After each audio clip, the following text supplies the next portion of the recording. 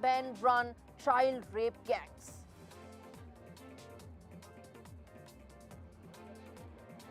President-elect Donald Trump rules out military action to take control of Greenland, even as France warns Donald Trump against threatening the sovereign borders and territories of the EU countries.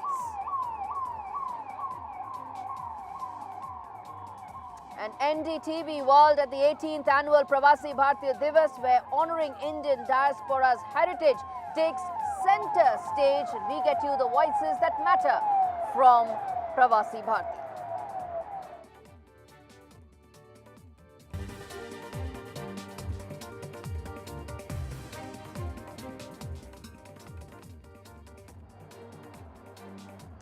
All right, the big story that we are now first tracking on India Global comes in from, well, the repeated violence against Bangladeshi minorities is something that has been resonated not just in India but around the world. And latest is that US Congressman Raja Krishnamurthy has spoken about it, and he has said so in no uncertain terms. In fact, the rights of minorities in Bangladesh is now a key concern, and as the new session of the US Congress starts in the new session in 2025, Indian American Congressman has raised his voice against the violence and persecution that Hindus and minorities in Bangladesh are facing. In fact, he has also said that protecting them is now important as the world is watching. Remember, this has been going on since 5th of August. The question now is that with Donald Trump set to come in just less than a fortnight, key members of Donald Trump's administration, Tulsi Gabbard, Donald Trump himself, have raised this issue in the past. Will this now increase the clamour, make way for action is the key question. Raja Krishnamurthy is not a Republican, but there's clamour growing, and that's the question that we are putting out and raising, that will this finally mean that there'll be justice for Hindus as far as Bangladesh is concerned. Listen in to what Congressman had to say. Mr. Speaker, I rise to speak out against the violence and persecution of Hindus and other religious minorities in Bangladesh. During Bangladesh's War of Independence in 1971, an estimated 300,000 to 3 million people were killed, mostly Hindus. Hindus in Bangladesh continue to be targeted today, with their homes and businesses being destroyed and their temples vandalized. Since the ousting of the former Prime Minister last August, these attacks have increased again, with over 2,000 incidents reported in August alone. I've engaged with the State Department and called for action in upcoming Senate confirmation hearings, but we must do more. I urge my colleagues to act now to protect Bangladesh's religious minorities. The world is watching, and we cannot let history repeat itself. Indeed, the world is watching and more needs to be done. In fact, staying with Bangladesh, more updates coming in. 96 people's visas have been, passports have been revoked by the government due to their alleged involvement in the killings that have taken place since the 5th of August turmoil that has gripped Bangladesh under Mohammad Yunus's government. Even as there are updates coming in that India has reportedly extended the visa of Sheikh Hasina, who's been in the country, as I said, since last August, including that she may remain indicating that she may remain in New Delhi despite Dhaka's 2 arrest warrants against her and the extradition request. Remember, there's been no verbal, so on and so forth, but New Delhi is quite firm on this, even as Mohammad Yunus's posturing continues on this issue. All right, turning attention now to the other big story that we are tracking, which is the latest coming in from Pakistan. Remember, the last 1 year, all that one has seen is showdown between Imran Khan's government, Imran Khan's party and Shehbaz Sharif's government. It has taken unprecedented levels since the February election last year, with Imran Khan said was stolen from him. During the entire year while he was jailed, there were repeated instances when his supporters took to the streets. Imran Khan has been jailed for what many believe is a sham case. There are now updates coming in that Imran Khan's party and the government, they've been having talks, and those back-channel talks may lead to some conclusion. Which way that will go will have a huge bearing on Pakistani politics and, more importantly, that region as well. Let's get in our guest this evening, Imtiaz Gul, who's a senior journalist from Pakistan, and Prabhu Dayal, former ambassador and former Indian consul of Karachi. Good evening, both of you, joining me on India Global. Let me start with you, Ambassador Dayal, which is that two rounds of talks have held so far, and Imran Khan has been offered house arrest. That's what his sister says. Do you think this could really cut ice, or do you think this is just probably the beginning of more talks between Imran Khan and Shehbaz Sharif's government? Well, thanks for having me on your show. I've seen media reports that Alima Khan, the sister of Imran Khan, said that the former prime minister was offered a deal by the authorities regarding his transfer from the jail in Rawalpindi to his residence in Bangyala. Now, I think Pakistan continues to be in a state of political turmoil. And I'm extremely honored to be in this discussion with Mr. Imtiaz Gul, whose writings and videos I follow very regularly. Now, Mr. Gul posted a video just yesterday in which he narrated how the Pakistan Supreme Court has raised a basic question as to whether the Army Act supersedes the Supreme Court and the Constitution itself. And Mr. Gul has narrated how the Pakistan Supreme Court said that laws cannot be amended retrospectively to target one individual. And that individual, of course, is Imran Khan. And he is being targeted by the authorities in a very, very relentless and ruthless manner. Now, over 150 cases have been filed against Imran Khan, though the judiciary is not ruling in favor of them. And as Mr. Gul has described, one of the cases is the Toshakhana case, but the Islamabad High Court has dismissed the charges against Imran Khan and Bushra Bibi, saying that that the non-submission of a jewelry set in the Toshakhana does not warrant a criminal case. Now, there is no doubt that Imran Khan is not the sort of person who will remain silent about what he sees as atrocities against him. In fact, he is not being silent. He has filed a petition in the court of Islamabad in which he has said that he's being denied basic rights which are guaranteed to him under the jail manual and other applicable laws. And he's also said that the jail authorities are subjecting him to inhumane treatment. So I think there is some talk of a deal, but the way things are, I don't think Hold your thought there, sir. Hold your thought there, sir. Let me get in Imtiaz Gul as well on this. Mr. Gul, your thoughts on what is unfolding right now in Pakistan. Before I even ask you whether Imran Khan will be freed or whether there's going to be some sort of a negotiated settlement between the two sides, how do you read the posturing that's taking place, offering a house arrest only for a lot of reports to suggest it's been taken back? How do you see the present situation in Pakistani politics? Yeah, first, thank you for taking me in your show, and I didn't realize that somebody with the level of Ambassador Prabhu Dayal is following my vlogs. So it's a great pleasure to hear. Thank you very much for that.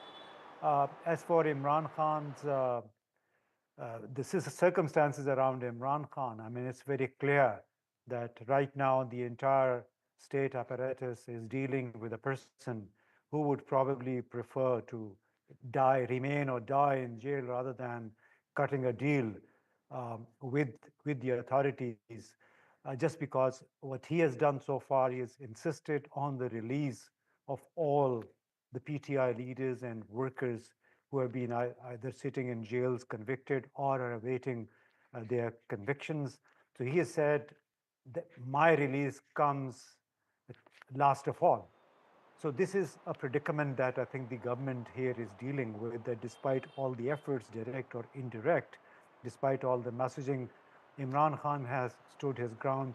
And apparently I feel the government is getting unnerved a little bit ahead of the new American president, Donald Trump, taking oath on the 20th January, followed 2 days later by a congressional hearing which will be very unprecedented, a congressional hearing to discuss what transpired on the night between the 26th and of November and the 27th, when the thousands of PTI workers had gathered in Islamabad, and in the dark of the night, after switching off lights, they were confronted with live ammunition, with bullets, with tear gassing. So this hearing, I think, Mr. perhaps Gul, is you've raised a unnerving. very important point, sir. You've raised a very important point, sir, about the possibility of this getting impacted with Donald Trump's administration starting in less than a fortnight. Ambassador Dayal, you want to come in on that how big a factor are these extraneous factors in what is happening in Pakistan right now? You know, the establishment in Pakistan is undoubtedly concerned about the fact that Donald Trump will take a tough stance in regard to the sort of happenings in Pakistan, including, of course, the detention of Imran Khan. Because Imran Khan, in his petition, has categorically spoken about how he's being denied the opportunity to make phone calls to his children who are residing in the United Kingdom, and how his personal doctor is being not allowed to visit him.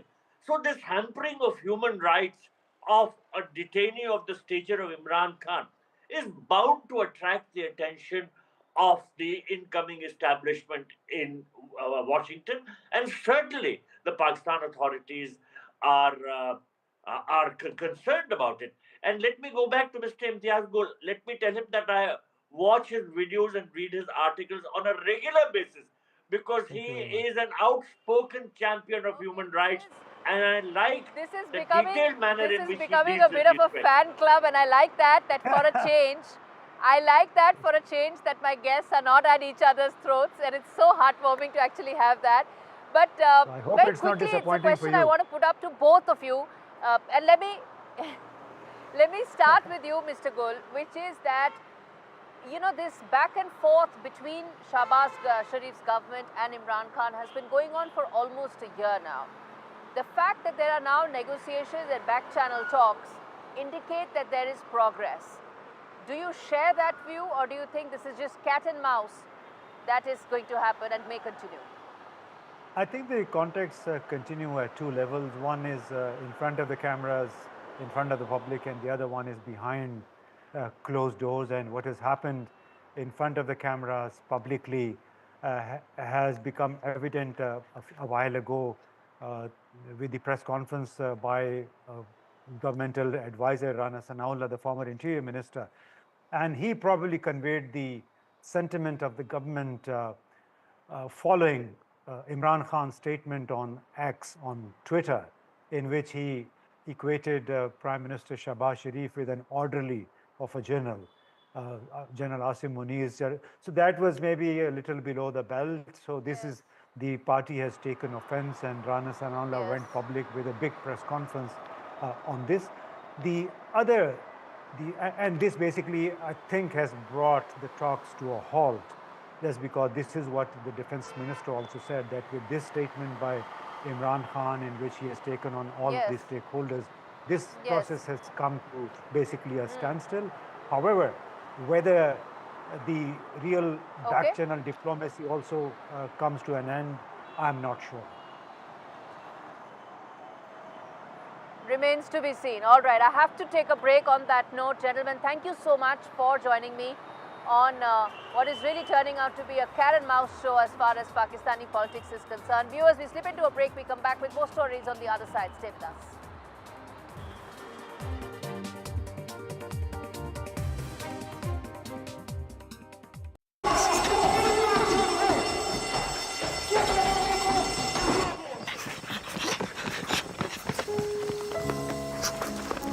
What's wrong with the car? It's okay, lads. I'm with the AA. Ah. Bombay mix. Because the AA has more expert patrols across the country, you'll be back on the road in no time. No wonder more people choose the AA. Join today. Hi, it's Phoebe from Auto Trader's monthly electric car giveaway, and we're pleased to say that you've won a brand new electric car. just a dream, honestly. It really is a dream. Oh my God. Me and my boyfriend talk about the Auto Trader competition every single month. I was waiting for the know you ever won. Time's up, fad diets. Life's too short to just eat cabbage soup. With its combination of medication, digital tracking and coaching, join the weight loss revolution with Voi.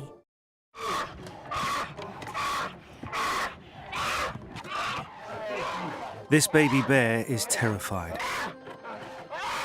Torn from her mother's paws at a tender age.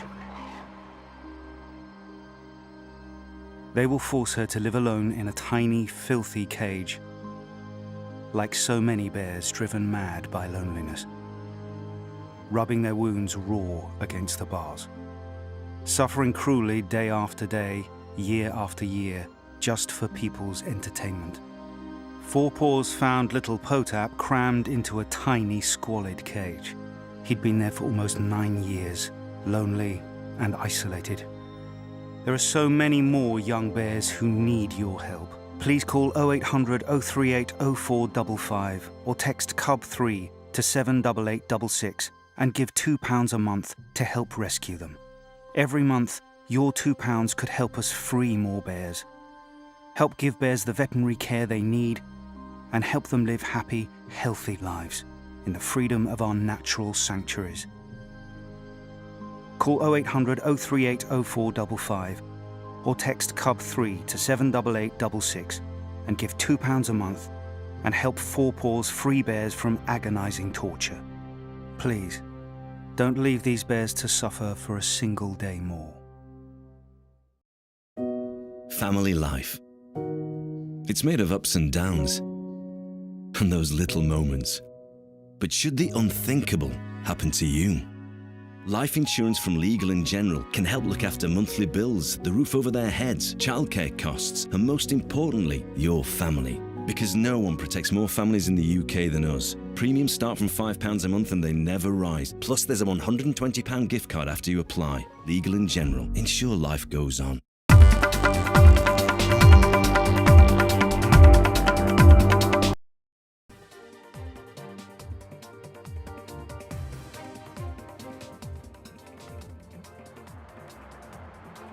Welcome back. You're watching India Global. It's now time to turn to some other big stories that are coming in from around the world. First up, in the UK, stormy session in Parliament where the UK faces a dramatic clash over the fate of a national inquiry into the child grooming gangs. In fact, barely hours from now, Tory MPs are set to push for an official probe into the horrific abuse of thousands of young girls by predominantly Pakistani-origin gangs. Prime Minister Keir Starmer has instructed his party to block the motion which has been tabled by Tories leader Kemi as part of the Children's Wellbeing and Schools Bill. Starmer, under intense pressure from both the Conservatives and social media attacks from billionaire Elon Musk, has vowed to block the inquiry. Meanwhile, Shadow Home Secretary Chris Philip has termed Starmer's refusal a moral cowardice, saying it risks perpetuating a cover-up. But the UK government maintains that more investigations are unnecessary, with Home Secretary announcing new legislation to protect children. As tensions rise, today's vote could have profound implications for both child protection and the political landscape in the UK, as MPs face an agonizing choice between protecting vulnerable children and loyalty. All right. Turning attention now to the latest unfolding in Donald Trump. Well, Trump tracker really. US President-elect Donald Trump has escalated his expansionist rhetoric, but he has said that he will not rule out using any military coercion to take control of either Greenland or the Panama Canal.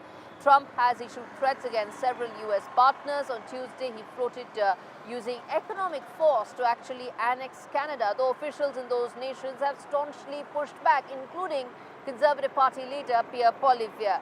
He also proposed renaming the Gulf of Mexico as, well, guess what? Gulf of America. Responding to Trump's recent comments, France has warned that the president-elect should not threaten sovereign borders of European countries. Meanwhile, Trump's eldest son, Donald Trump Jr., flew to Greenland's capital on what he called a private visit shortly after the comments. He remained a few hours and said he did not intend to meet government officials, Watch this report to understand Trump's expansionist plans and how it could actually rock the world. This is not the new map of the United States. This is another instance of Donald Trump hinting that Canada could be taken into US territory. Sending shockwaves across the globe, the map shows the whole of Canada as part of the US. The US-Canada boundary is the world's longest between two countries. It was established in treaties dating back to the founding of the US in the late 1700s. Trump claimed the US spends billions of dollars protecting Canada, while criticizing imports of Canadian cars, lumber, and dairy products. As you were considering military force to acquire Panama and Greenland, are you also considering military force to annex and acquire Canada? No, economic force. Because Canada and the United States, that would really be something. You get rid of that artificially drawn line, and you take a look at what that looks like, and it would also be much better for national security. Don't forget, we basically protect Canada. Canadian leaders have so far showed a united front against Trump's rhetoric, with outgoing Prime Minister Justin Trudeau saying there's no chance Canada would become part of the US. Opposition leader Pierre Poilievre took to X, saying that Canada will never be the 51st US state. You know something, to the president, I'll make him a counteroffer. How about if we buy Alaska, and we'll throw in Minnesota and Minneapolis at the same time? The rhetoric in the Trump camp doesn't stop with US President-elect. One of his closest advisors, Elon Musk, has trained his sights on Europe, setting off alarm bells across the continent. He's endorsed the far-right party Alternative for Germany, demanded the release of jailed UK anti-Islam extremist Tommy Robinson, and called UK Prime Minister Keir Starmer an evil tyrant. Musk's online behavior has become a cause of concern for many, from politicians to analysts. He's clearly started to use that platform a bit like, an old-style newspaper mogul would in days of old. Increasingly started to assemble a group of different right-wing influencers, many of them with large followings, and presenting their evidence as a basis for his interventions into European politics, whether it's Germany. These recent statements from the Trump team have ruffled many feathers and created a lot of anxiety. Trump seems to also have his eyes on Greenland and the Panama Canal. All eyes now on the 78-year-old to what steps he would take to fulfill his extraordinary promises. With Vishal Vivek, Bureau Report, NDTV. All right, update coming in. Maldivian Defence Minister is on a 3-day visit to India, aimed at strengthening bilateral ties amidst a thaw in relations between the two countries. In fact, this marks his first trip to India since President Moizu's pro-China administration took office last year. Since then, ties changed, and ties, in fact, after nose-diving, have also recovered when Moizu also made a recent visit to India. In fact, in his meeting with the Indian Defence Minister Rajnath Singh, India reiterated its commitment to enhancing military cooperation under the Neighbourhood First policy, assuring continued support for the Maldives. The talks focused on a range of issues, including training programs, joint exercises, and the supply of defence equipment to bolster the Maldives National Defence Force. This visit comes over 8 months after India withdrew its military personnel from the Maldives, following a request from President Moizu, and signals a potential shift in the country's security ties with India, which have improved in the last couple of months.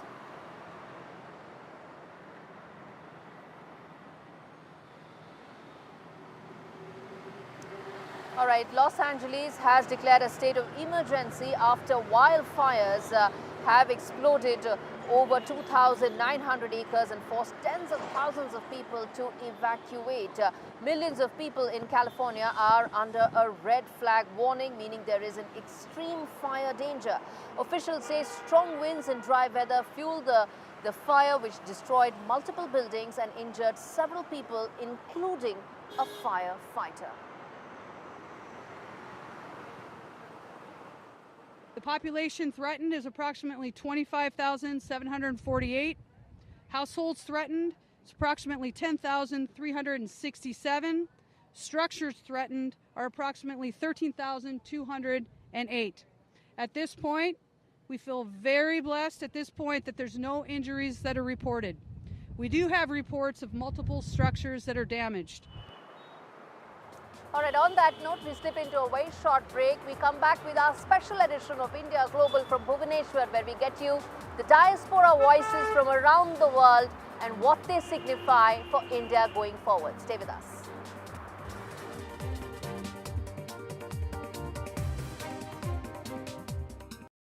No child should suffer the torture of trachoma, but so many are in pain right now.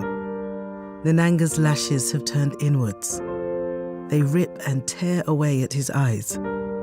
Pamelo's sight could be gone forever. He's just 3 years old. Kofanga screams for his mother. His eyes are so infected that he can't even see her. For so many children in the world's poorest countries, trachoma is torture. It's a painful infection often spread by flies, and it's destroying children's eyesight. But it could be stopped if you help today. By calling 0800 038 4926 and giving £1 a week to Sightsavers, you can help make sure children get the treatment they desperately need. You'll help us bring them the medicines and the care that can treat infections. And that means you'll be helping to save children from the torture of trachoma and a life of blindness. Please help us reach them. Call 0800 038 4926. Text C13 to 82727 or go online and give just £1 a week now. Because we need you to help save the sight of children like Nananga. We need you to help save them from the torture of trachoma. Step into an unforgettable year with a VIP, a very important postcode. Because in People's Postcode Lottery's February draws, players in one winning postcode will each win £12,000 every month for 12 months. Fill your calendar with the things you've always dreamed of. Sign up before midnight on the 31st of January for you and your neighbours' chance to win £12,000 every month for 12 months. Is your door in the draw? I've been thinking, I want to plan my funeral so it feels more like a celebration. My parents always said I was born dancing. I just love it. Bhangra, disco, even line dancing. So when my time comes, I want to have music, dancing, the lot. With over 150 years experience, you can count on Co-op Funeral Care to help you pre-plan the funeral you want. To find out more, visit Co-op Funeral Care or give us a call. From interesting tech startups to industry-leading companies, politics, sports, culture, curry, cricket. Oh, there's so much to talk about. Like me, if you too thrive on interesting conversations, this is a show you cannot miss. Watch this space to know more about all matters and all people that make Britain what it is today. Out of Britain, with me, Radhika Iyer.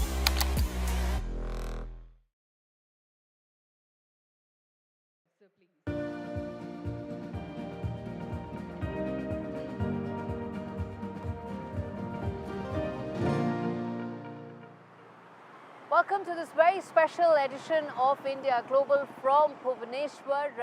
We come here because we want to talk to you about the diaspora voices that have all congregated here from every part of the world. There are over 35 million diaspora members split between people of Indian origin and NRIs. USA, of course, contributes the largest in terms of numbers, but UAE comes a close second. But the most important thing is that the 18th edition of Pravasi Bharatiya Diwas is now not just a congregation of diaspora voices from around the world, it is attempting to be a bridge between India's ambitions and aspirations and of course attempting to ensure that it can build partnerships with diaspora leaders who have huge prosperity and growth and voices. around the world. That engagement is what India and Indian government is looking at, which is why this year's edition of Pravasi Bharatiya Diwas also talks about engaging and partnering with diaspora members for a Viksit Bharat. Listen in to what External Affairs Minister Dr. Jaishankar said as he opened the 18th edition of Pravasi Bharatiya Diwas. This state offers a tremendous opportunity to experience personally much of what we would be discussing in the course of the PBD.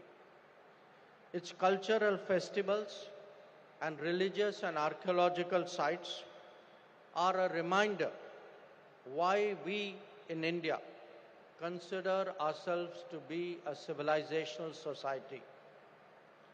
The new India, with 90,000 startups and 100+ unicorns, has calling cards like Drone Didi, Atal Tinkering Labs, hackathons, green hydrogen mission, or nano fertilizers. Friends, ambitious visions need strong foundations to be realized. Our collective prospects are no exception to that rule. Here again, it is critical to invest in our youth in order to achieve their full potential.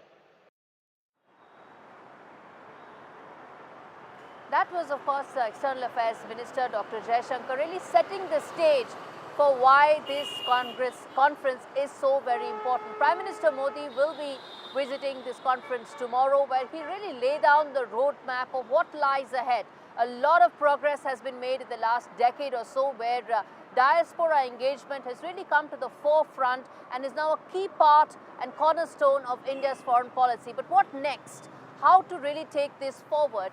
From cultural connect to civilizational links to, of course, India's growing economic power. All of this needs to come together to ensure that diaspora members are equal partners to India's brighter, better future. And which is why I spoke to a whole host of diaspora members, those from Africa who came all the way from Congo. I also spoke to awardees who will be given an award by President Murmu on Friday. And I also spoke to some young voices, those who are actually coming and joining and participating in an MEA program, which is Know Your Country Better, Know India Better. Why are they all doing that? Why is this so important? These conversations lay down that roadmap and groundwork so very clearly for India to only build on. Take a look. I am in conversation with very illustrious members of the Indian diaspora, those who have come in from East Africa, members from Congo, members from Uganda as well. And let's try and understand from them what does it mean for them to be a member of the very vibrant, growing, prosperous diaspora community, and what does it mean to be a diaspora member from Africa, where India is significant, it's growing, and it's making its presence felt. Thank you so much, gentlemen, for taking out the time and speaking to me on NDTV World. Let me start with you, sir. You come from Congo in terms of the significance of the country, in terms of the significance of the Indian diaspora in Congo. Yes, Congo, it's like my friend Kamleshwar mentioned, is the second biggest country in Africa. As far as natural resources are concerned, it is the richest country in natural resources in the world. Until now, the significance of our Indian government was not very active, but we have seen now for the past some time, it is engaging more and more both ways, promoting in all walks of life, business, especially like our Honorable Minister just mentioned, in terms of trade, which is also very important. So it's opening up barriers. A lot of investments are now gradually coming into Congo. And how important is the Indian community there? In terms of size, it's not that big as I would say with the East Africa, whereas Kenya, Uganda and Tanzania. Again, language is also a barrier because of being a Francophone country, but all that is opening up now.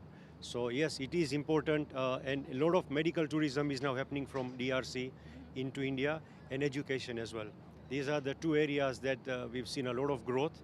The local community, the Congolese people are coming more and more now to India for education and for medical tourism. So you've been given the award this year, the Pravasi Bharatiya Diwas award, recognition of your efforts in terms of really building up Indian diaspora's presence and also contributing to Congo. What according to you were the top 3 of your priorities in Pravasi Bharati going forward, and what you feel could be the areas where diaspora can contribute? Yeah, you see, the diaspora definitely contributing very big role in Uganda. So if you say in terms of financially, 65% of the government taxes are coming from Indian businesses in Uganda. So we had a bad 1971 to 76, Idi Amin, so we can't forget him. After that, now the good thing is that the president of Uganda, current president, he has called back all the Asians who are there, and giving back all their businesses, factories and houses, everything is given back. So that was a really good move. So that's why now they are seeing that the Indian diaspora coming back into Uganda, bringing the development into the country. Otherwise it went into dogs. So that is the status now. We are vibrant businesses. And India, we are importing a lot of pharmaceuticals. As a pharmaceutical, I'm saying, I am importing from 35 companies of Indian manufacturing companies. I'm importing into all the 5 countries of the region, East Africa.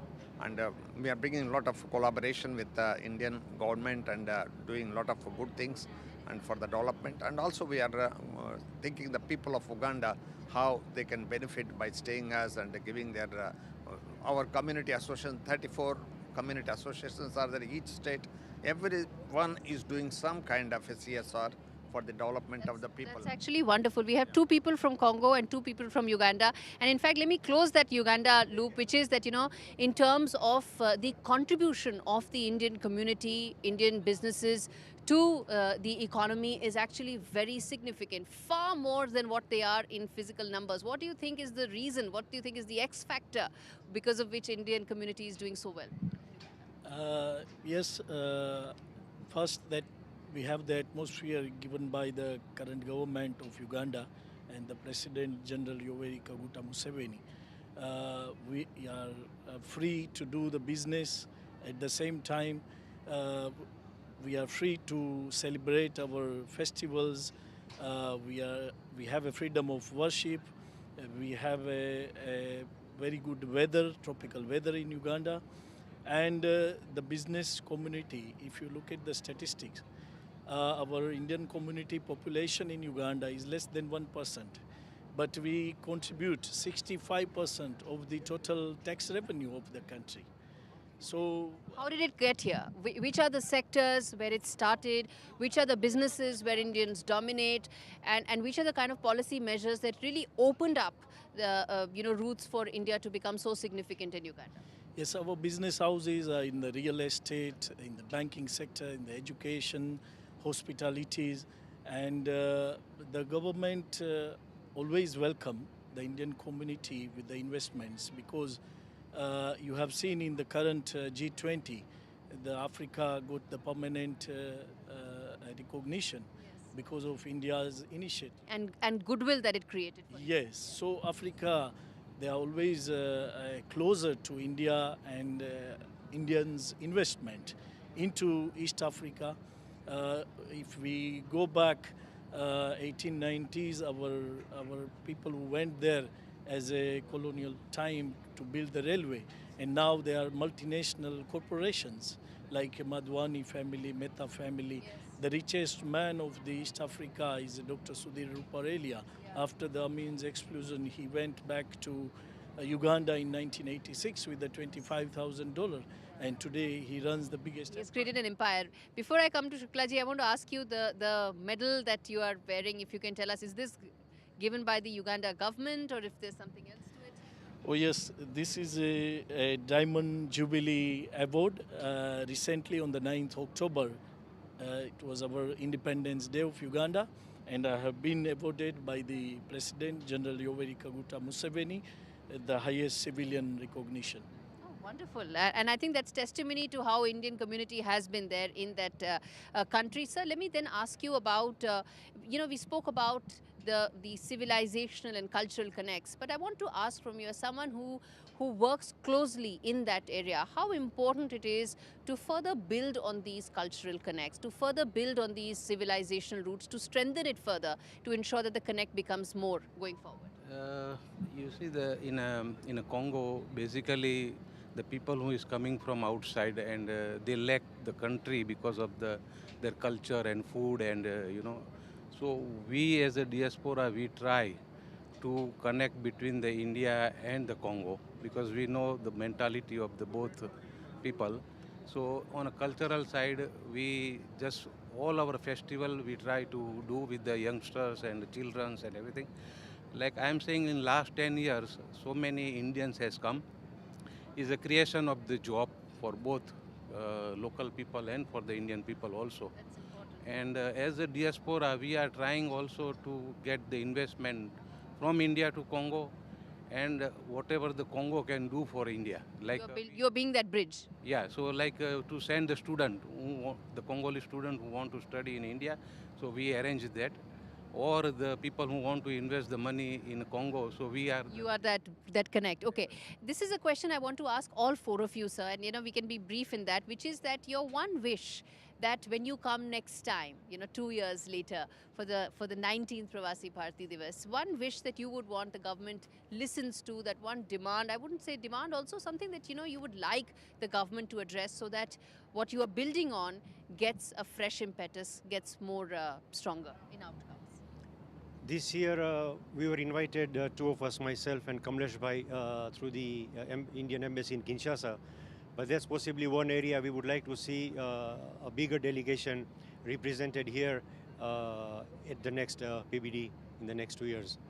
Because, as I said, there is a lot of opportunity, undeveloped opportunity in DRC, which needs to be taken care of. And that's why we need a bigger representation. So that's one area we would like to see a much larger number. That's a very important point, sir. What about you, sir?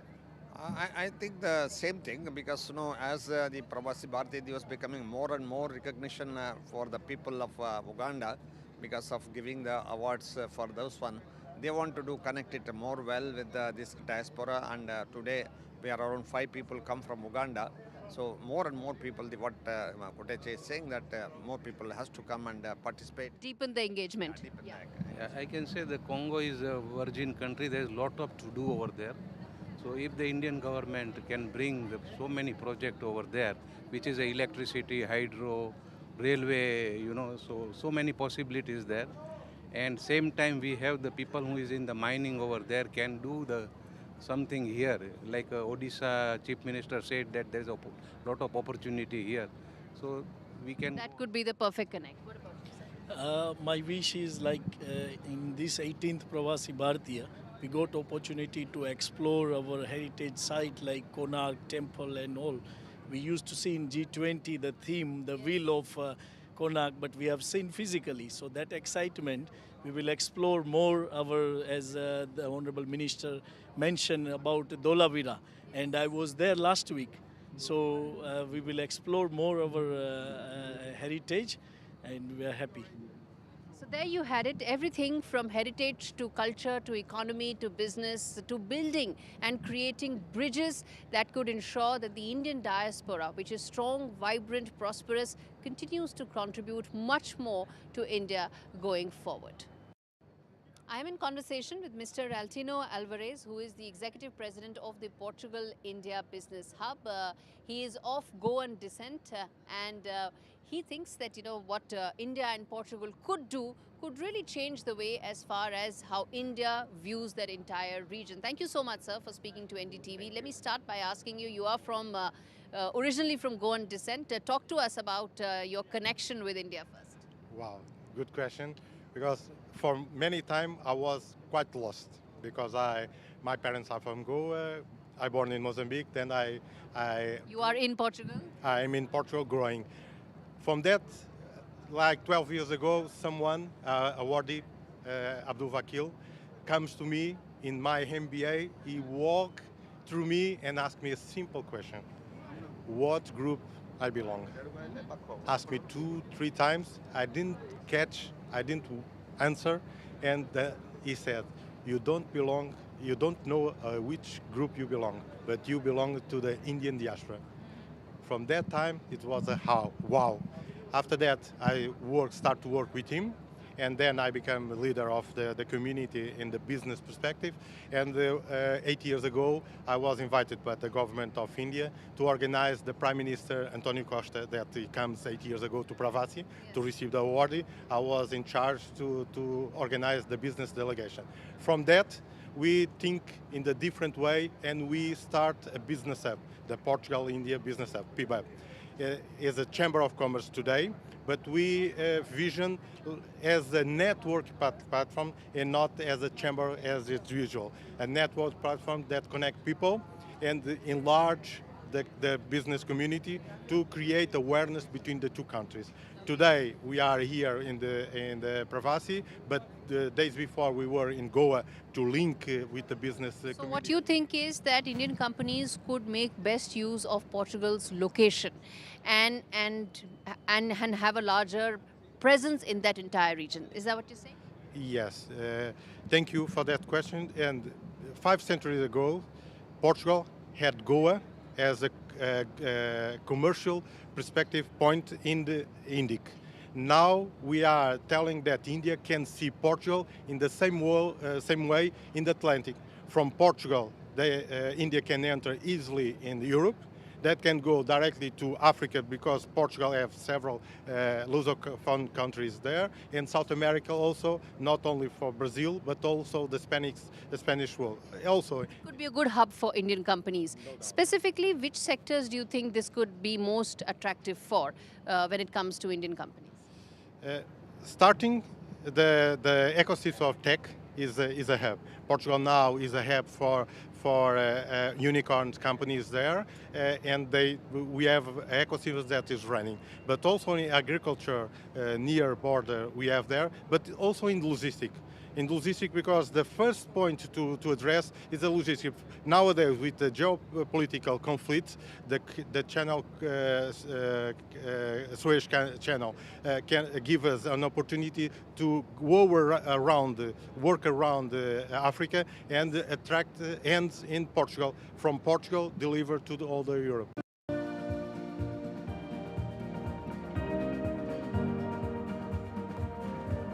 Protect what matters to you with Simply Safe Home Security. Get our Which Best Buy rated starter pack from under £200. There's no safe like Simply Safe. Quidco gives you cashback every time you shop on over 5,000 brands. It always pays to Quidco. Sign up and start saving today. Visit quidco.com. With retirement round the corner, I want to spend more time with my family and less time worrying about the numbers. Which reminds me, Welcome to British Seniors, the UK's #1 rated provider of over 50s life insurance. Hi, I'd like a quick quote. No problem. We're proud to offer our seniors lifetime guarantee. With 100% of claims having been paid, we guarantee your premiums will never go up and that you'll speak to one of our specialists in the UK. UK residents aged 50 to 80 are guaranteed to be accepted. Depending on your age, your loved ones can get a cash payout up to £10,000. And that money could help with funeral costs or even as a gift for the grandkids. I'll do it. Plus, when you sign up, you'll receive a £135 gift card and free 24/7 GP advice and health services. You got them all right. That's amazing. Be proud to protect your loved ones with British Seniors. To get a free quote today, call our UK team on 0800 977 5808 or visit britishseniors.co.uk. If you're homeless, you're never safe. Tonight, too many young people like Kira will be at risk, right here on our streets.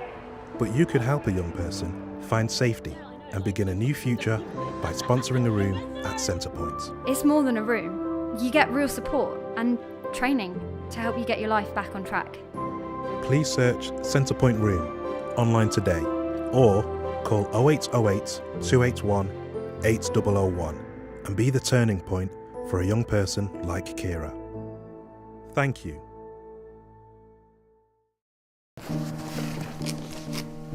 I'll fix him, love. Poor pet. Just shows you never know what's going to happen. Which reminds me, I need to protect the life we've built. That's why I'm looking into smart family life insurance. Hi, I'd like a quick quote, please. OK. You can choose a benefit amount up to £750,000, depending on your age.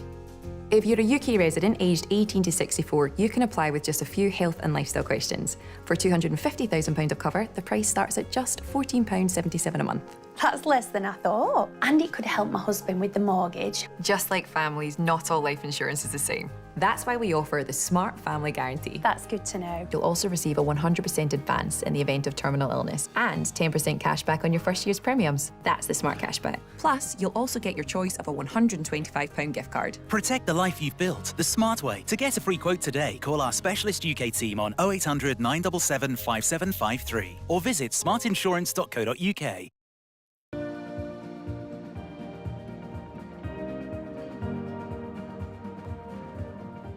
As part of the Pravasi Bharatiya Diwas program outlined, there's one very important and a very interesting program that the External Affairs Ministry runs, which is Know India program. And with me are 3 out of the 40 participants of the KIP program that the External Affairs Ministry runs. Thank you so much for all of you to join me in this conversation. And let me start first of all by asking you, where are you from and why were you so interested in applying for KIP?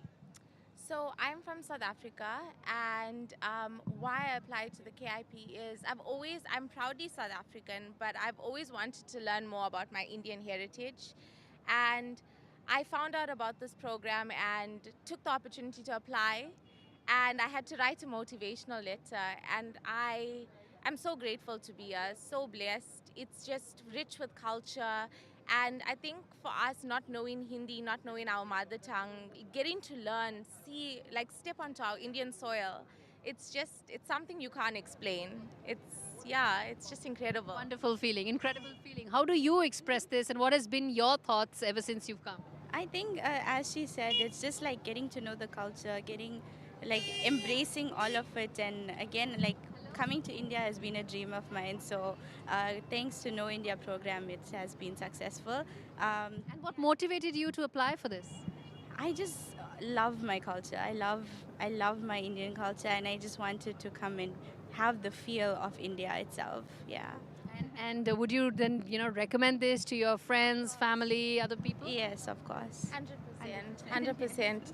What about you? What motivated you to apply for this?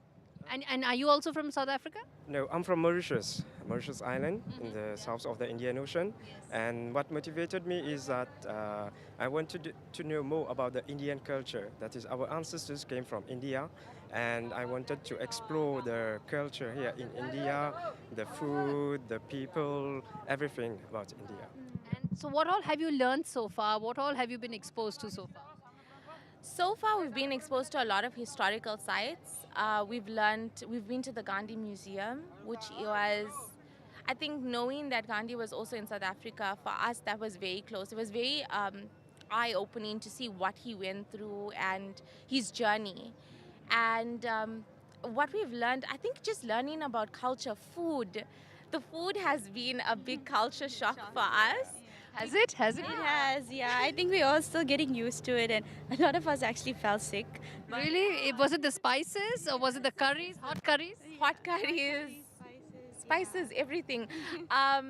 Our bodies are not used to that. We know curry. We are Indians from South Africa, but our food is very different. Really? It's cooked differently. I mean, we might have the same concept, but I think the way we cook it is different. The spices, I think here you'll use more like whole spices. Yeah. We use like more ground and stuff like that, and less. It is spicy to an extent, but I think here it's more spicy here. Oh, okay. Okay. Food is an important part, but what else are you now looking forward to? As in, it's a 40-day program. What would you now look forward to in it? It's still going on, right? Yeah, it's still going on. And we are going to Agra, to the Taj Mahal. We are going to Hyderabad. In fact, we were living in New Delhi, and then we came to Odisha, Agra, Hyderabad. Yeah. And what next? What next is there on the itinerary? Oh, it's a busy. I can't tell you verbatim what's next, but every day we have a jam-packed itinerary.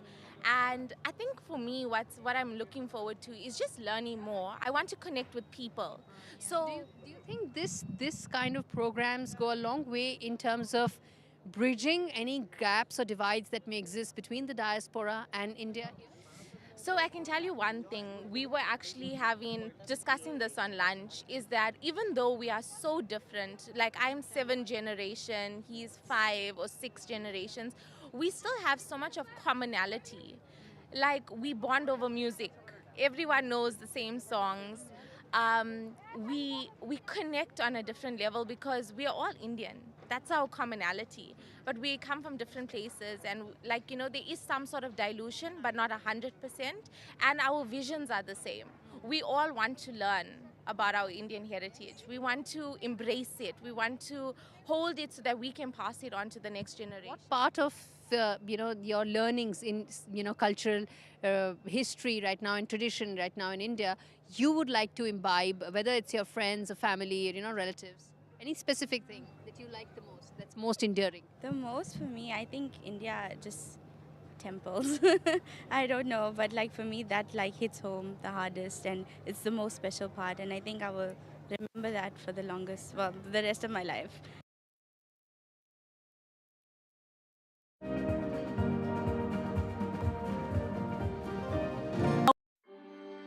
This poor creature is a lion, trapped in a cold, bare cage, alone. Terribly malnourished, just skin and bone. How can anyone simply leave a lion to rot and die? Right now, there are thousands of big cats suffering the same torment, languishing in cruel cages, neglected, abandoned, left to die. Will you help Four Paws free big cats suffering around the world right now? Please call 0800 035 7798, text RESCUE to 70544, or go online and give just £3 a month. Help Four Paws cut the bars and rescue these cats from their prisons. Help us take them to our sanctuaries where they can begin to recover. You'll be setting big cats free from pain and protecting them from cruelty, letting them see the blue sky above and breathe the clean, fresh air of freedom for the first time. But they are the lucky ones. Please call 0800 035 7798, text RESCUE to 70544 to give £3 a month via your mobile phone. Because if no one cuts the bars and frees these big cats, they will die trapped and alone. Health isn't someday in the future, it's now. It's same-day GP appointments. Physio without GP referrals. Cancer testing, scans and diagnosis fast. Questions for an expert at any hour about anything. Support that lasts for as long as it takes. Feeling your best every day starts today. Call or go online now for your health insurance quote. Family life. It's made of ups and downs, and those little moments. But should the unthinkable happen to you? Life insurance from Legal & General can help look after monthly bills, the roof over their heads, childcare costs, and most importantly, your family. Because no one protects more families in the UK than us. Premiums start from £5 a month and they never rise. Plus there's a £120 gift card after you apply. Legal & General. Ensure life goes on. I've been thinking, I want to plan my funeral so it feels more like a celebration. My parents always said I was born dancing. I just love it. Bhangra, disco, even line dancing. So when my time comes, I want to have music, dancing, the lot. With over 150 years' experience, you can count on Co-op Funeral Care to help you pre-plan the funeral you want. To find out more, visit Co-op Funeral Care or give us a call. Hello and welcome to the Southern View. Lots lined up on the show this evening, including that big political face-off in the Tamil Nadu Assembly over the Anna Varsity sexual assault case. But first, let's take you through the headlines we're tracking this hour. Prime Minister Narendra Modi descends on Visakhapatnam, holds a mega roadshow with Chandrababu Naidu and Pawan Kalyan as he lays the foundation for projects worth over 2 lakh crore. First round of the Joint Parliamentary Committee meet on the One Nation, One Election bill is over. 39 members have examined the bill. In the US, Republican Congressman Lance Gooden writes to US Attorney General against the indictment of industrial Gautam Adani, calling it quote-unquote selective action that risks damaging Washington's critical alliance with India. Congressman also asks if there was any George Soros connection to it.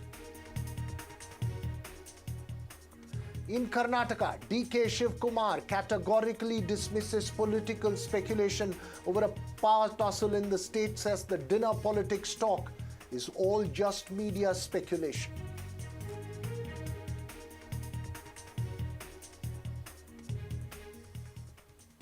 Well, first up this evening, quick check of Prime Minister's visit to Visakhapatnam. It's his first visit to the state in his third term in office. Those pictures that you see on your screens are of Prime Minister's roadshow in Visakhapatnam with Chief Minister Chandrababu Naidu and Deputy Chief Minister Pawan Kalyan. The Prime Minister will be inaugurating a slew of projects worth over 2 lakh crores, including a railway zone at Visakhapatnam and NTPC's integrated green hydrogen hub. Remember, industrial economy of Andhra Pradesh has been an issue of key concern. The projects are aimed at boosting north coastal Andhra Pradesh. Those pictures on your screen coming in from Visakhapatnam. Joining me is my colleague Uma Sudhir. Uma, just give us an overview of the announcements that are going to be made today, plus the significance of this visit and that roadshow in Visakhapatnam.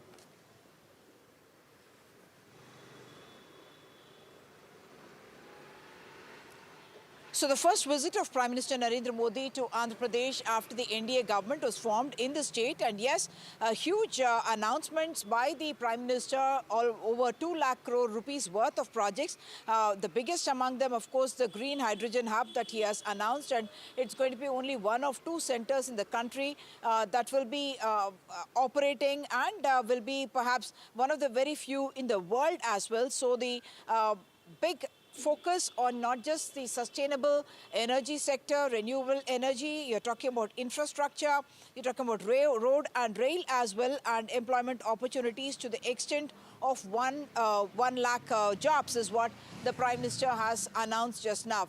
Very interestingly, of course, the roadshow showcased the bonhomie between the Prime Minister and the Chief Minister and Deputy Chief Minister, and Chandrababu Naidu actually praising Mr. Narendra Modi, fulsome praise, I must say, where he is time and again saying that this alliance is something that's going to continue in Andhra Pradesh because of the kind of unprecedented numbers that they had got.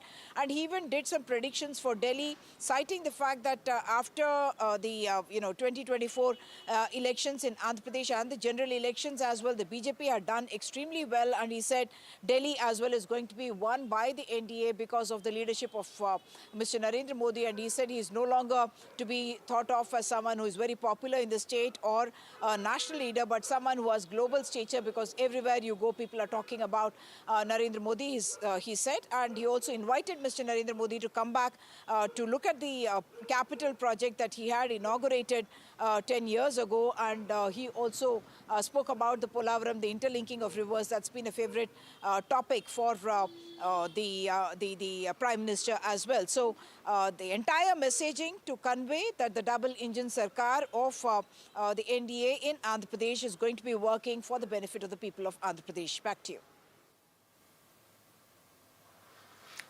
Right, and the focus primarily on North Coastal Andhra at the moment, given the roadshow in Visakhapatnam. But stay with us, Uma. The political tussle and action in the Formula E controversy, that remains a big focus. Remember, that's in the other Telugu-speaking state of Telangana in Hyderabad. DRS leader and former minister K.T. Rama Rao will go to the Anti-Corruption Bureau to attend to the summons issued to him tomorrow. The Telangana High Court today has ruled that while his lawyer can go with him to the ACB office, he will be present while he will not be present while K.T. Rama Rao is being questioned by the ACB officials. Remember, a few days ago there was high drama after KTR went to the ACB office and refused to be questioned by the authorities without the lawyers being present, and that caused a political showdown. So a lot of action there in that Formula E case, Uma, in Hyderabad. Yes, indeed. So now the The court has said that a lawyer can be allowed, but he will be sitting in the library, a room adjacent to the room where Mr. KTR will be questioned, and he can monitor the entire proceedings on a CCTV. And this is, of course, in response to a plea by Mr. KT Ramarao that his constitutional rights or legal rights could be violated by the investigators when he is being questioned in the Formula E case. And that's the relief that the court has granted, allowing him to take a lawyer along with him. And we understand that J. Ramchandra Rao could be the lawyer who will be going along with Mr. KT Ramarao tomorrow to the ACB office. Of course, today we saw Special Chief Secretary Mr. Arvind Kumar appear before the ACB, and we have also seen BLN Reddy, who's the A3 in the case and a retired official of the HMDA. He had appeared before the Enforcement Directorate. So KTR also expected to appear before the Enforcement Directorate on the 16th of this month, even at a time when, in fact, there's a lot of speculation whether Mr. KT Ramarao himself will be arrested in this particular case. But from their side, they're trying to say that they are going to cooperate with the investigating agency as well. In some political statements that were made today, Harish Rao, in fact, asked all the BRS cadre and leaders to stand by Mr. KTR, just the way he said KTR had stood by everyone, including the farmers who were handcuffed in Lakcherla. And KTR, from his side, in fact, said that forget about this case, I'm going to fight it. It's a simple case. We have a strong legal team and we are on strong legal ground. You focus only on exposing what he called were the unkept promises of the Congress, whether it's with regard to loan waiver or Raitu Bharosa or promises made to tenant farmers. So a lot of drama certainly expected to play out in the coming days. Back to you. That's right. A lot of drama expected to be playing out. And as Uma just mentioned, let's just listen to what KT Ramarao had said earlier in the day. 22 లక్షల మందికి ఉత్తరం రాస్తున్నా కేసీఆర్ ఇస్తలేడు మీకు నేను ఇస్తా అన్నావు ఏమైంది అని అడగాలి ఇది మర్చిపోని కేసు ఈ కేసు నేను కొట్లాడతా మనకు మంచి లాయర్లు ఉన్నారు జోర్దార్ లీగల్ సెల్ ఉన్నది ఆ కేసు సంగతి మేము చూసుకుంటాం మీరు దాని గురించి మర్చిపోండి దాని గురించి ఆందోళన చేయాల్సిన అవసరమో బాధపడాల్సిన అవసరమో లేనే లేదు మీరు చేయవలసింది మనం చేయవలసింది బీఆర్ఎస్ పార్టీగా తెలంగాణ ప్రజలకు ఒక రక్షణ కవచంలాగా నిలబడి ఈ సంవత్సరం మొత్తం.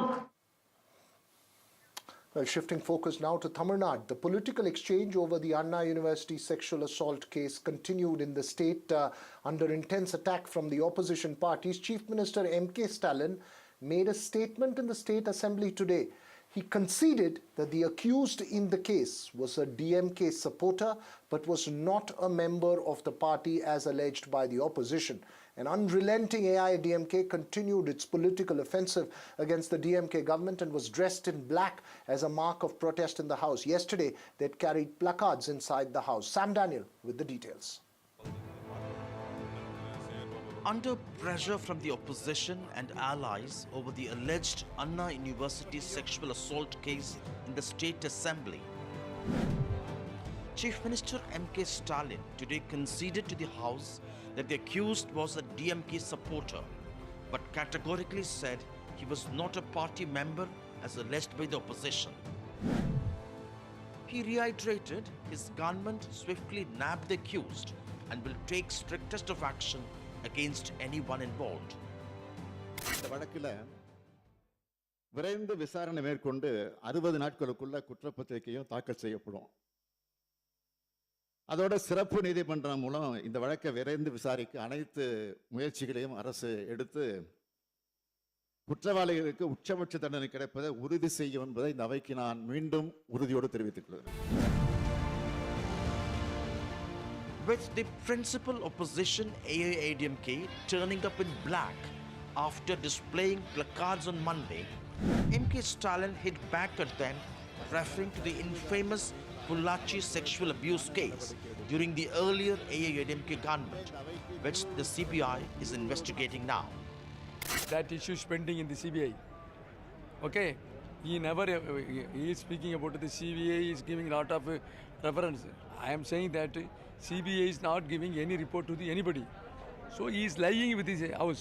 Instead of what steps they have taken in their government for the safety of the women in Tamil Nadu, unnecessarily they are dragging the issue of Pollachi, and we could see that they don't have any strong merit to argue the Anna University case.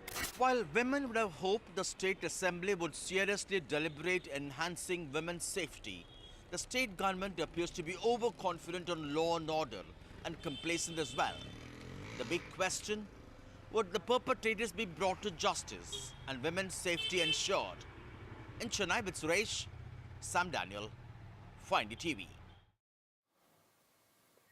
So what next in this intense political face-off, and more importantly, has it really had an impact on women's safety in the state, the kind of political exchange that's played out? Has it put the DMK government on a corner as far as the law and order issue is concerned? Joining me this evening, Apsara Reddy of the AIA DMK. We'll also hope to be joined by Harish Mohammed Ibrahim, who supports the DMK in a bit, and NDTV Sam Daniel, who just filed that report and has been following those developments, joins us as well. Apsara Reddy, the Chief Minister has made a statement in the State Assembly. He's conceded that the man was a DMK supporter but not a member of the party, and that strictest of action will be taken and that charge sheet will be filed expeditiously. So what is it that you really are protesting about? Is there any particular reason for the protest by the AIDMK to continue? What's really the demand at all? I feel it's absolutely appalling for somebody like a chief minister to distinguish between a member and a supporter and to deflect responsibility when he's in such a position of power. The chief minister should act swiftly, sternly and quickly. He doesn't need opposition to kind of mount pressure for him to arrest the person. And Rajya Sabha, a member of the DMK, has blamed the governor for the molestation and the rape. It's absolutely ridiculous that a chief minister of the state is drawing distinction between a member and a supporter. He's created an environment where the ethos of the party itself are coming into question, because if your supporter can be so brazen enough to do the act he's done, he's a 15-time accused. He's accused in 15 different cases. He should have been under watch. How is he allowed to enter a college and abuse somebody? It's supposed to be his modus operandi to kind of harass, blackmail and stalk women. So the chief minister drawing distinction between a supporter and a member itself is so unbecoming of the chief minister's chair. Okay, you're making a strong point there. Sam Daniel, has this overall issue resulted in a situation where the DMK government, which was on a front foot so far, is on a corner as far as the state is concerned, because there are several... We don't have a question. Go ahead, Apsara. Why isn't the DMK spokesperson on your channel today? Why are they running scared? They're not appearing on debates on this topic. Why can't they come and justify what the Chief Minister said on the floor of the Assembly? Unfortunately, Apsara, each party has decided to come to television debates only when they find convenient, and it's become a standard across all political parties to boycott debates on issues that they find inconvenient, and the DMK is not an exception. We have, though, Harish, who is a DMK supporter, who will be speaking on this in a bit. But Sam Daniel, the overall impression that's been created and the opposition's offensive on the state government, how is the state government planning to deal with it at a political level?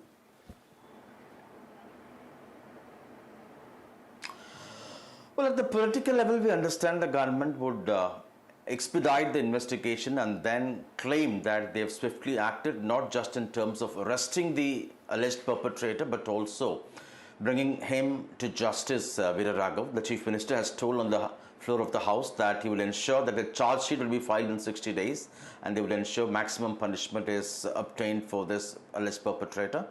But the larger worry for the ruling DMK could be the public perception this could have, because this has allegedly happened on a prestigious institute like Anna University in the heart of Chennai, where an outsider has gained access and has managed to attack a male friend of the survivor and sexually assault her. This certainly sends a kind of a worry, fear among the student community, number one, and also to parents besides the public at large. And in this kind of a scenario, one would have expected that the government would seriously deliberate on enhancing women's safety measures, would be seen to be taking this seriously. But although technically in terms of statistics, Tamil Nadu may be much, much better and lot safer for women, when this kind of an incident happens, the public would want the government to be seen to be taking it seriously and doing something concrete. There is where the government seems to be lagging behind, and this could in a sense sometimes backfire if they seem to be overconfident about law and order and not taking women's safety seriously. Harish can join us now. Harish, the point here that's being made is that there is an overall perception of a law and order situation or worry in Tamil Nadu. Hasn't these issues put the DMK in a corner? And also, more importantly, what's being done categorically in terms of improving women's safety and campus safety is not coming out in what's turning out into more of a political exchange where you find flaws with each other rather than have a substantial debate. Harish.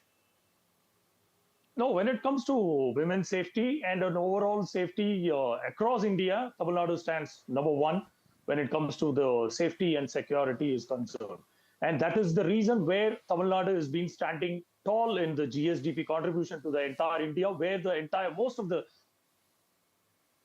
north has been coming to work in south, that too particular in Tamil Nadu, that too particular in Chennai, because the amenities, the safety, security for women is par excellence when it's compared to the other states when it's compared to North India. And number two, when it comes to the Anna University issue, the Chancellor is R.N. Ravi, who was an appointee and who was a BJP's political appointed. And he is the one who is not even considering to put a vice chancellor to be in place where you can have all the kind of metrics is in place. So the contributions where the lapse has happened in Anna University is directly proportionated, directly should be attributed to R.N. Ravi, who's a sitting governor, who's the chancellor, who is making stall. One second, let me finish. So he is the one who is making a stall in appointing all the VCs. Only when there is a VCs in particular universities, you can have all the checks and balances should be done. Number three, when it comes to the other issues which has been reported last 2 days before, it is directly proportionated to an ADMK cadre. And even in that particular crime, the entire culprit who has been nabbed within particular several hours. And even in Anna University crime, the culprit has been nabbed with I want Apsara to respond to you, Harish. One second. With the scientific technological expertise within 5 hours. So you can't blame the state government machineries when it comes to law and order. All right, Apsara, please respond to this. India, Tamil Nadu stands number one when it comes to safety. 1 minute, Harish, let Apsara respond. For entire public. Harish can keep repeating Harish, hold on, let Apsara respond. Harish can repeat his point over and over again. It doesn't take away from the fact that the Chief Minister of the state is deflecting the responsibility by saying he's just a supporter and not a member. Leadership must go beyond disclaimers. The Chief Minister has the police department under him. What were they doing when this guy has 15 cases on him? Why wasn't he monitored? Why was he allowed to come and blackmail many such victims? Why did the Chief Minister take so long to apply the Gundas Act on him? Why does the state have to have an outburst of protest for the CM to wake up from his slumber? This is not acceptable to blame the governor for a department which falls under the police department falls under the Chief Minister. How is a university secure? How are students secure when a stalker and a criminal and a blackmailer are allowed to enter a campus? What are the police department Harish, doing? respond. Why should they act? No, I don't want to you've go asked ahead a question. into much Harish, more political into it. Yeah, that is what. I don't want to go into a much more political contributions into it because the crime, whatever happens to any women or to any children on any kind of abuse in Tamil Nadu soil will not be tolerated, and the state government machineries are in place and they have made sure to nab the culprits on each and every crime within the stipulated hours. We are not running a government. The state government is not like the Pollachi, Jayaraman issues where the ADMK government was silent for almost 1.5 years when the culprits, they have been safeguarding the culprits. The entire ADMK government last tenure, they have been safeguarding the culprits who the culprits are being nabbed with the stringent protest. So they don't have any moral background to go ahead and... No, last 10 seconds each. Apsara, you respond to this and then I get another response. Correct. The Pollachi case, the law took its course. There was instant action taken. The culprits were nabbed. No, where?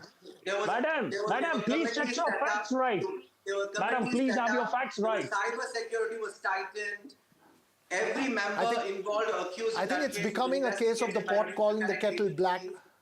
Unfortunately, the focus in this exchange has to be more on women's safety, and that's a serious concern. But points from both sides taken importantly. There are obviously political connotations to it. We'll keep a close focus on it. Thanks very much, Apsara Reddy, as well as Harish, for joining us this evening, and Sam Daniel as well for giving an overview of the situation there. From that exchange in Tamil Nadu, now to the political speculation in Karnataka. In the backdrop of speculation of political churning in the state after that New Year dinner meet hosted by State Public Works Minister Satish Jarkioli to mark the New Year, State Congress President D.K. Shivkumar has categorically denied, like Chief Minister Siddaramaiah, any political churning or changes in the state. He said all speculation is purely a media creation, and what he, the Chief Minister and the Congress leadership has said is final. At the press conference, he also said that there will be a rally on the 21st in Belagavi to make up for the convention that was interrupted due to the demise of former Prime Minister Manmohan Singh. Listen in. All it is a media created news. No one is authorized to speak anything. I am sitting here as a president. Till I am here, you please ask me. My word stands final. The ACC General Secretary word stands final. As far as the government is concerned, my CM's word stands final. Sir, there is another media report published today which shows that you have shown your concern regarding the secret dinner parties. It is all fake news. You don't carry on the news which someone creates or spreads. Well, it's all fake news, he says, but in the quicksands of Karnataka politics, there's never an apolitical meal, some would say. Remember, this whole speculation started off after that dinner meet, which was attended by Chief Minister Siddaramaiah. All sections denying anything political about it, but there was speculation of a possible change in the Congress state presidentship after that dinner. Several murmurs coming out, but of course all of them dismissing it as speculation. Nihal Kidwai, my colleague, joins me on the phone line. Nihal, this buzz has been going on for the last week or so in Bengaluru. Obviously G. Parameshwara, the Home Minister, had to cancel a dinner meeting as well because the High Command said did not want to fuel any further speculation. It is believed that after this dinner meeting, which was held in the absence of D.K. Shivkumar when he was touring Turkey along with his family, then this meeting, the dinner meet, had happened here in Bengaluru, attended by the Chief Minister. After that, it seems D.K. Shivkumar had complained to the High Command, and after that, all the leaders here got instructions, and it is believed that only after that, these such types of meetings were cancelled. I spoke to Satish Jarkioli also, who had held the dinner meeting. He said that he doesn't want to comment on this, but he also categorically said that he has no dream to become KPCC president. But when I asked that you had only held hosted that meeting and only after that the speculation has started, he said people are free to speculate whatever they want to say. But the truth is that Satish Jarkioli wants to become the state party president. This is what even many politicians don't want to speak on camera, but they believe it. And that is why he had held that meeting. But here also the power struggle is going on, as we know that who will replace Siddaramaiah when D.K. Shivkumar will take over as the Chief Minister. That is why whenever such meetings take place, such a speculation become talk of the town. That's right, Nihal. Everyone's hungry for power and everyone's hungry for position. We'll keep a close track of the political developments in Karnataka. But that's all we have time for on the Southern View this evening. News and updates continue right here on NDTV. Thanks for watching. No child should suffer the torture of trachoma. But so many are in pain right now. Nananga's lashes have turned inwards. They rip and tear away at his eyes. Pamelo's sight could be gone forever. He's just 3 years old. Kofanga screams for his mother. His eyes are so infected that he can't even see her. For so many children in the world's poorest countries, trachoma is torture. It's a painful infection often spread by flies, and it's destroying children's eyesight. But it could be stopped if you help today. by calling 0800 021 3925 and giving £2 a month to Sightsavers. You can help make sure children get the treatment they desperately need.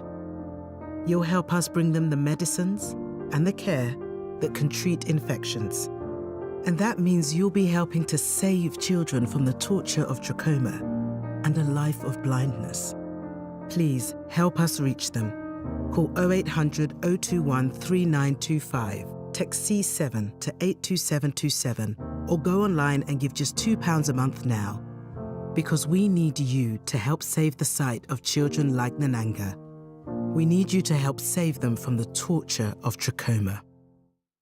Now I'm retired, I can spend more time with my grandson. I'm proud of him and want to help any way I can. Which reminds me. Welcome to British Seniors, the UK's #1 rated provider of over 50s life insurance. Hi, I'd like a quick quote. No problem. We're proud to offer our seniors lifetime guarantee. With 100% of claims having been paid, we guarantee your premiums will never go up and that you'll speak to one of our specialists in the UK. Well, that's good to know. UK residents aged 50 to 80 are guaranteed to be accepted